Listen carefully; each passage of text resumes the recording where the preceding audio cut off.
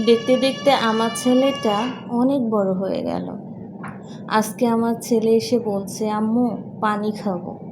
অন্য দিনের মতো আমি শিখিয়ে দিচ্ছি, বাবা বসো, এবার বিসমিল্লা বলে পানি খাও।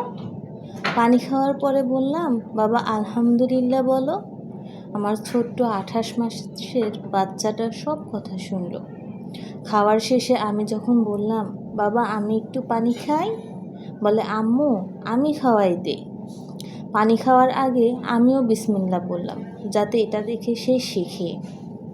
আমার ছেলে আমার মাথায় হাত রেখে বলে, আম্মু খেয়ে নাও। পানি খাওয়ার শেষে আমাকেও সে শিখিয়ে দিচ্ছে, আম্মু আলহামদুলিল্লাহ বলো। একটা মায়ের জীবনে একটা বাচ্চা ছোট থেকে বড় করার সাথে সাথে কত স্মৃতি যে মনের ভিতর থাকে, একমাত্র তার মা আর বাবাই জানে। একদিন হয়তো আমার ছেলেটা বড় হয়ে যাবে, কিন্তু সেই ছোট স্মৃতিগুলো আজীবন আমাদের মধ্যে থেকে যাবে।